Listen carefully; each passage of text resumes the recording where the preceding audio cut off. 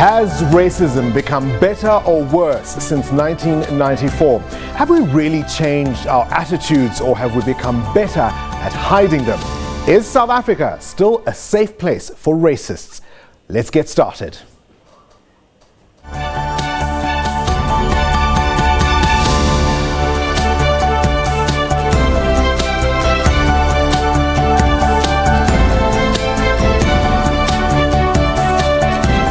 Good evening and welcome to the Democracy Gauge. I'm Bongani Bingwa. The 2019 elections are done and dusted. You made your mark and now the hard work begins. So tonight we talk about racism in all its forms. How can we ever get rid of it from society? Angelo Akritsi, Vicky Momberg, Adam Katsavelos, familiar names in a roll call of dishonor. But are they the only ones? And where do the rest of the racists hide? Tonight, we assess racism in democratic South Africa. So this is how we gauge democracy. Every week, we have a poll question. You interact with our poll on sabcnews.com and answer a question on Facebook and on Twitter. Remembering, of course, to use the hashtags SABCDG25 and hashtag SABCNews. Our poll question tonight: has racism become worse after 25 years of democracy? You can choose from three colors. Green is for yes, yellow is maybe, and red is for no. We also want you to send us WhatsApp videos to 065-862-4548. So what's the expected behavior when confronted by racism? Do we react? Do we attempt to reconcile? Do we retreat? Well, one young South African who became increasingly frustrated with real-life altercations has created an alter ego to show critics a different perspective. Lesego Tlhabi has created Coconut Cows, who's been making social commentary through satire and comedy. Let's take a look. Hello, Zinzi Mandela, if that's even your name, because sorry, but this is not what Tata wanted. I'm sorry that apartheid was better than now.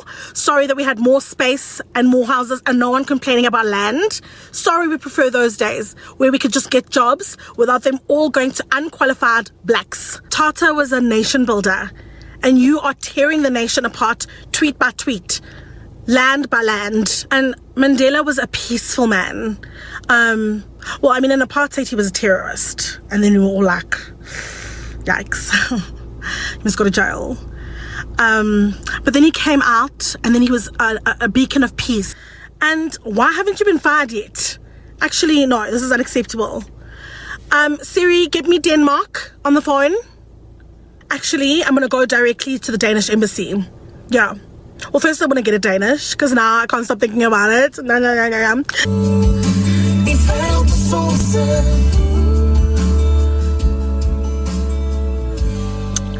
Wow, that's from me to you, Helen. Oh my God, Freaky and Sanet, the greatest hits. Yeah, it might come as a shock, guys, but surprise, I voted VF+. Okay, it's out there now. I just couldn't do it anymore, you know, after my confrontation with Phumzile. And she just wasn't hearing me when I said, you know, it's too much vernac, it's too much, you know, it's too much black privilege. And I had to go. How's it, guys? So I've been seeing the blacks on Twitter just like fighting over a cup. Excuse me, sorry.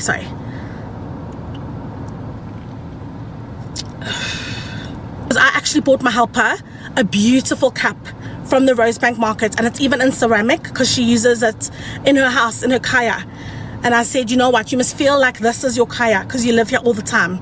And I actually saw girl and boy on the beach with the sheep. Sips Mkimboti, am I right? No, I'm joking. It's R1 million champagne. It doesn't even like exist here in South Africa. Anyway. Yeah, it's all about the funny to make the serious come true. Well, that was Lesego Tlhabi's own life experience that led her to creating Coconut Cows. And I'm pleased to say Lesego joins us in studio today. Lesego, welcome to the Democracy Gauge. Absolute pleasure to have you on the show. Thank you for inviting me. Thank you for having me. talk to me. I mean, Coconut Cows is such a departure, I would imagine. Obviously, it has to be from who you are in real life. What was the point that led you to think this could be a way to address what you were dealing with? I think it's weird to say it's such a departure because obviously going to the schools that I went to and being one of only a few black people at my school, at some point I probably was Kells. At some point we probably all were Kells. So it wasn't such a departure from who I am or who I was, but maybe who I am now. And I remember there was an incident at Pretoria Girls High where the girls were asked to change their hair because it was unprofessional or it was not on the code of conduct. Yep. And the same things kept coming up in different threads from white people reacting to this comment about like, no guys, a code of conduct is a code of conduct. These hairstyles are unprofessional, maybe just straighten your hair. And it was the same comments over and over again. So I kind of thought, okay, is there a school that they learn this from? Is there a place where they get the same comments? Because it's people who don't even know each other. So I decided to kind of say it back to them to see if you hear it, maybe you'll hear how ridiculous it sounds. And that's how it started, basically, yeah. And what's the reaction been like? I mean, I know people have even had issues thinking that Coconut Cows was in fact a real person. Yeah, well, the reaction is both. Some people immediately take to it, love it, think it's hilarious, and still get the message across. But some people don't get it and hate it. Even some people who do get it still don't like it. I've gotten comments from people who are like, no, I get it's satire, but it's still not funny. So I'm like, okay. Is it too uncomfortably true? I'm not sure. Maybe they just also it goes over the head a bit because if you don't have this experience or you don't know this type of person, maybe you don't get it. I also don't expect to be funny to everyone. It's a bit of a long shot to expect that just because you get it, you think it's funny.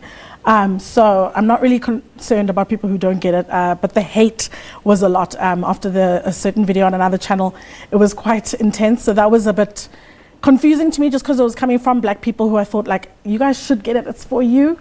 But yeah, otherwise now I think slowly but surely, one by one, people are starting to get it. So even as people start to get it, there's also a poignancy in some of your satire because obviously all of this comes from a place of hurt. All of this comes from a place of marginalization for people who've been at the receiving end of the kind of things that Coconut Cows stands for. Yeah, I mean, the whole thing started because I was so outraged by things that were happening with the Pretoria Girls High. And this happened, I think, 10 years after I was in high school. And similar things happened when I was in high school.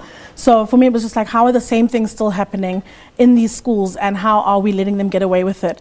And because there was a group of girls who stood up to say something, and whereas when I was in high school, I felt maybe disenfranchised because there were like 3 of us in the school. I was like, oh, can't really say anything, don't want to get in trouble. Don't want to rock the boat. Don't want to rock the boat too much. And when we do say something, we get detention. It became too much. So we kind of let it slide. And I think this was a way to just have all those frustrations and all those experiences from schools where we were such a minority to come out in a more healthy way, in a way that also doesn't attack anybody, because I'm not here to fight against white people or whatever, or say, no, you guys are wrong. It's just listen to us in a different way. And maybe if we laugh together first, then we can all think and then we can all learn and change some of our thoughts. All right, okay, Lesego, thank you very much for joining us this evening. After the break, of course, we're going to want to hear from you about your experiences of racism and whether or not we can overcome the social ill in our country. Stay tuned.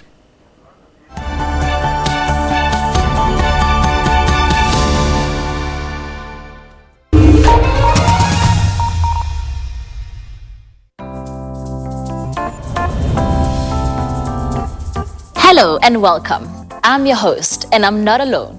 We have the soulful, Grammy-winning Soweto Gospel Choir who'll be performing for us later on in the show.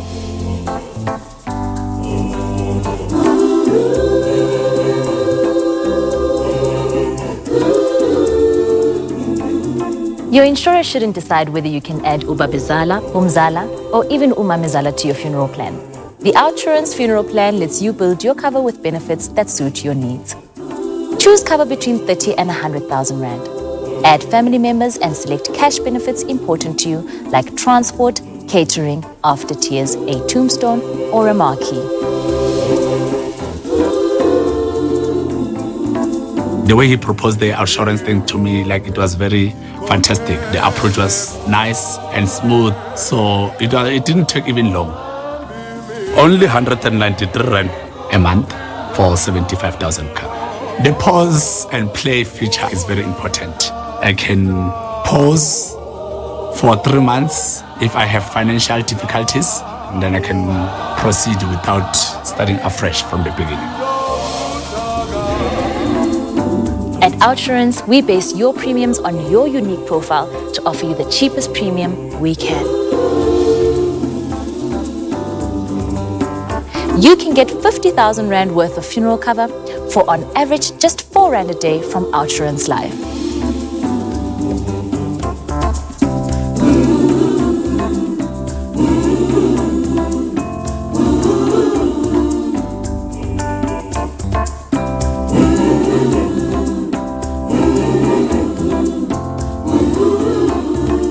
I'm a new Outsurance client, but I've known about Outsurance through TV advertising. And I was like, yeah, there's something good about this Outsurance. Then I decided, let me try it. For only 177 per month for a cover of 50,000 rands. I've covered myself, I've covered my son Tado, and I have benefits as well. Yeah, I think this is a great deal. Bakhaeshu, finally, a low-cost funeral cover that you can tailor to your needs and that suits your pockets.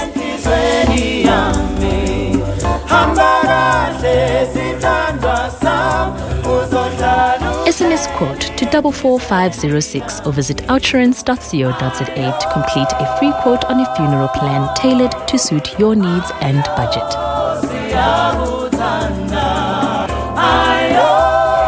Outsurance Funeral Plan. You always get something out.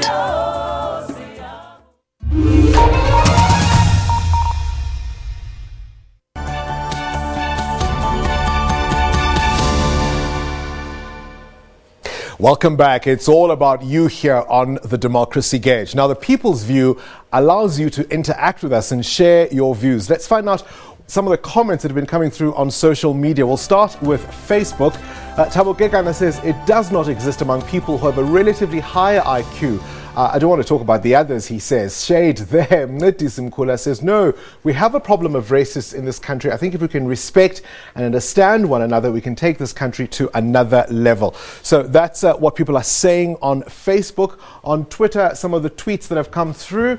Ligasa says, absolutely no. We had cases of racism before the 25 years of democracy, but they weren't reported because we lacked direction, I imagine. Louise says, intolerance in every way has become worse.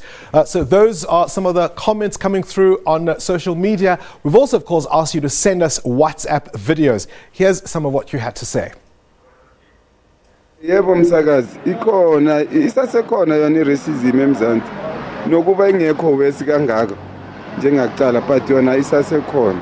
There's enough evidence in our society that demonstrates clearly that racism is still very prevalent amongst both blacks and whites. Hi, I am Therese. Do I think racism is worse after 25 years? No, I don't think so. Although we see severe cases of racism in the country, I think that the majority of South Africans are trying to make this a better place for other people to live in. White people and black people are still treated differently, especially in schools, varsities and work. So yes, racism has become worse. It's Mrs. Nirmala Devi Mudley of Kumasi Natal. I would definitely say no. Growing up in our days, we had reservations, we had a mindset with divisions already created, and that caused a setback in our journey. But if you look around today, our youth, our younger ones, the next generation, has interacted and embraced every race without a doubt. I do actually think that racism has actually gotten way worse in the past 25 years. One has to actually remember that racism is actually institutionalized. So that is why even today you still find a lot of white people who are very unapologetic for what they did or for what their ancestors did. My name is Siska Jordan. I think that because racism is such a hot topic in the media and other platforms that we are exposed to, socioeconomic issues like poverty, bad governance, political intolerance, corruption are often made to seem like they are rooted in racism, while in actual fact they are not. I think that South Africans have made a tremendous stride in creating multiracial unity in our country, because everybody knows what it feels like to be South African and what it feels like to belong. Racism is still a very, very huge problem in South African society. It hasn't healed at all. Right, so you've met Lesego Tlhabi. We continue now our conversation with Coconut Cows herself, who's now in the studio. Yes. Coconut Cows, welcome to the Democracy Gauge. Thank you so much. Goodish to be here. Why goodish? Well, because there are lots of blacks in the studio. I only met one white lady and she's doing the makeup. Otherwise, everybody else is pretty dark, and it's also really far from Glenhove, which is my limit and where I'd go. So you've feeling a bit nervous. You've crossed over beyond the dark curtain, have you? Yeah, as they would say. I'm very nervous to be here. So just calm down, focus on just one black at a time, right? Yeah. Focus on me. And you speak well, so it's easier with you. So your assessment, is racism worse after 25 years? What would you say? Okay, I would say it's better, but reverse racism is worse. Because you people are extremely racist. You're always talking about matters of race. You're always bringing up the past. You can't move on. So white racism is completely gone. It actually ended in 1994, the day after elections. But black racism is worse. And to be clear, you are a white person. That's how you see yourself. Well, I'm born black, but I'm aspiring to be white. And I'm doing certain operations and transitions to become white. Yeah. What would being white mean for you? Being rich, being happy, being nice, not stealing, those kind of things. So you talk about your nervousness being around, the black people that are working in the studio, the crew, the editorial team, myself, I suppose. Yes. What is it about us that makes you so nervous? Because I came here with a phone, and from security check, I no longer have it. So I just don't like how you guys always stealing things, stealing ideas. I came up with the show a year ago, Bongani, and now you're doing it. The Democracy Gauge. Yeah, I was actually doing it from my bedroom on my phone. Yeah. And now Bongani is hosting. So you guys just steal a lot of things and ideas, and I don't enjoy it. I don't feel safe, and that's why. So somebody will look at you who doesn't know you, who hasn't heard you speak, and they'll think you're like the rest of us. Yeah. There's nothing white about you. Yeah. I mean, they might, but then they'll hear my ideas. They'll hear how smart I am, how well I speak, and then I also have 3 white friends. So they'll see. Yeah. Well, I mean, the other ones kicked me away after varsity because they said I'm too black. But I'm trying to get them back. I've written letters. I've appealed. So hopefully they'll see me now, and then they'll say, yeah, she's one of us. What do you say to people who look at you and who pity you, who think that you are a sad person who hates herself? No, there's no one like that. I don't know what that means. I've never met anyone who pities me. Envy, yeah, I've met that. So people who envy me. What do they envy yourself? Just my money, my beauty, my blue eyes, and the process of bleaching. I'm 3 shades lighter now. They wish they could afford it, right? Yeah. I mean, it's just, if I was poor, I'd kill myself because then I'd be so dark. But yeah, so now I'm level 3. So Zikona is Imali, right? lots. I have a better studio than this in my house. So, yeah, I'm very rich. Coconut Cows, it's been a real pleasure. Thank you so very much. all in good humor, I suppose. When we return, we look at this week in 1994. We're also going to profile Good Enough Mashiho, a Supulana language specialist from Bushbuck Ridge in Mpumalanga. Stay with us.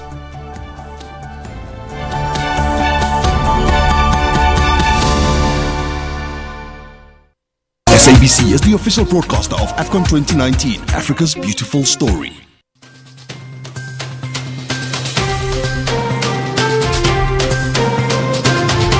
As the world prepares to mark Nelson Mandela International Day this July, we speak to Africans on the continent and in the diaspora who are doing good. Individuals who reflect the values and legacy of South Africa's first democratically elected president. It is a story about humanity's great capacity for goodness, for peace, and for hope. Nelson Mandela was one of humanity's great leaders. He embodied the highest values of the United Nations. Every day when you watched him lead from the front, from the back, from the side was a masterclass. Watch African Perspective on SABC News Channel 404 every Wednesday night at 9:30 p.m. Central African Time.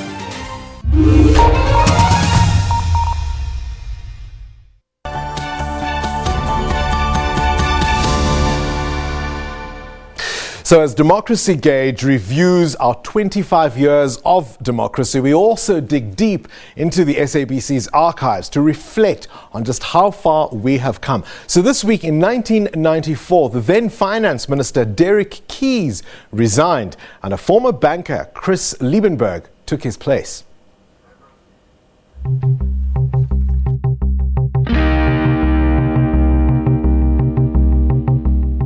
Good evening. Finance Minister Derek Keyes has announced that he's to resign his position. Mr. Keyes said in a statement a short while ago that he was prepared to stay on at least until October. 62-year-old Mr. Derek Keyes was head of one of the country's largest industrial conglomerates, Gencor, when he was appointed as Trade and Industry Minister in January 1992. 4 months later, he was given the finance portfolio. Mr. Keyes became a highly respected finance minister in South Africa and abroad. His tough approach to restraining government spending and stimulating investment gave local and foreign investors renewed confidence in the South African economy. His reappointment as finance minister in the new cabinet allayed concerns over the economic policies of the ANC-dominated government. In his statement released earlier this evening, Mr. Keyes said he was proud and privileged to have served under two remarkable leaders who'd each personified what he called the finest hopes and aspirations of our people. The local business and labour communities are still reeling from the news. It has come as a surprise and a great shock to the business community because Minister Keyes has built up a great reputation for sound economic policies, for financial prudence, and for the way our economy should be run. How the financial markets will react will, I think, to a large extent depend on how credible they find the reasons that he's given as to why he has to leave his post in a few months' time. We believe he had been beginning to play an important role, around the question of the RDP. But we don't think the markets should actually be reacting the manner in which they are, because it's like saying the government will not be able to find an alternative to that person. And we believe there's depth of talent inside the country, within those people who have voted into the various list of the various parties that can be able to take up that position. It all seems so long ago. Now, through the Democracy Gauge, SABC News profiles a different South African. Now, the Sipulana language is spoken mainly in Bushbuckridge, and as I pull up our map here, you'll see it. It's in an area of Mpumalanga in that province, in that part of the world. And Sipulana language authors say they are still marginalized 25 years into democracy. So our team caught up with Good Enough Mashigo from Shatale in Bushbuckridge. He is, of course, an author and Sipulana language specialist. Naki Good Enough Mashigo, mereko ka ko ngwala dilo tso ka mga tsone ke ngwala direto ke ngwala dipuku ke a rulaganya go ba le go editor ke ngwala di tsa re di bona TV ke ngwala ka mga dilo tso ke ngwala ke na le 46 ya mngwaga na selo song ka ba ke na le sona ka musho wa runa go ne ba dilo ke taba ya gore ge go be go ka 1994 batho ba re go votela mathomo re ra ku shar ku musho le gore o tlotla o hlompha ditokelo tsa batho gona le lotso ka segwana di linguistic community ba thara malema itseng mara go itse roma ka pencil bo lebela pencil South African Language Board e makuwe gore tshwantse re e tlhabolle maleme ya batho mara o lebella gore sale ba gona pencil go fitla gone ba le lowa ka 25 years a gona leme ka loshi la batho ba bantsi la gore e le tlhabolli ba lobedu ba lla ka kuwa ba toko ba lla ka kuwa le rena re le more le mapula na re alla gore spulana ne le leme go fitla ka bo 1972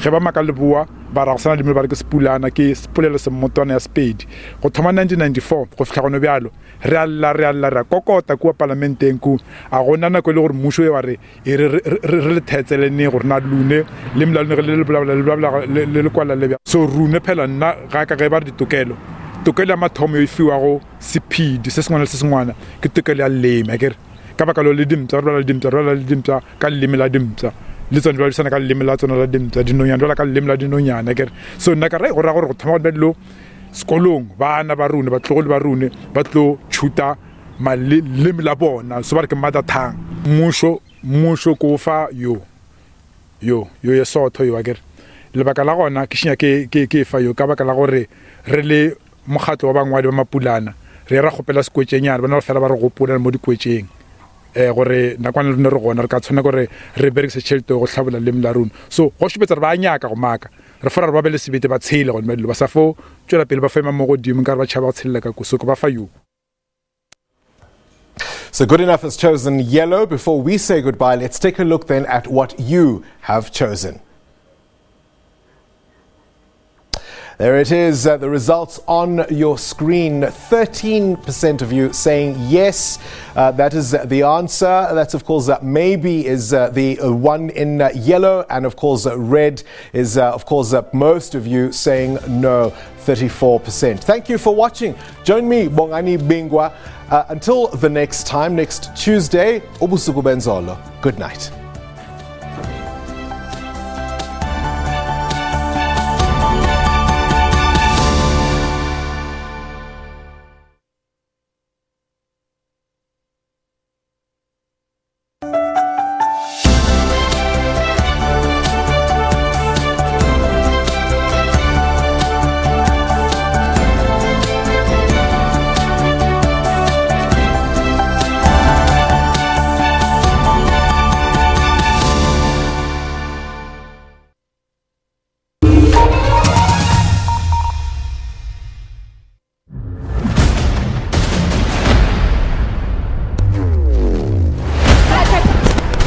Visuals, they're busy shooting.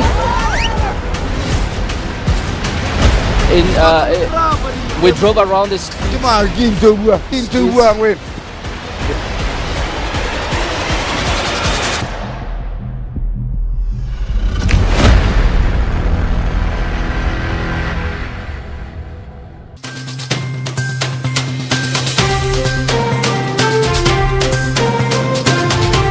As the world prepares to mark Nelson Mandela International Day this July, we speak to Africans on the continent and in the diaspora who are doing good. Individuals who reflect the values and legacy of South Africa's first democratically elected president. It is a story about humanity's great capacity for goodness, for peace, and for hope. Nelson Mandela was one of humanity's great leaders. He embodied the highest values of the United Nations. Every day when you watched him lead from the front, from the back, from the side, was a masterclass. Watch African Perspective on SABC News Channel 404 every Wednesday night at 9:30 p.m. Central African Time. Sarah, who climbed Everest, she arrived here with much jubilation. I took every African with me to the top of the world. Most of the names on the wall are of soldiers who lost their lives in Somalia under the African Union mission in Somalia, AMISOM. In Africa, we have Ubuntu. We need to make more integration. The highlight of the Zigama is the highest bungee jump in the world. The main driver of that area is tourism. We do not just speak. We let every voice in our nation find full expression in language and in culture. We do not just teach. We empower all people with education. We do not just bring you the news. We place you where the news is happening.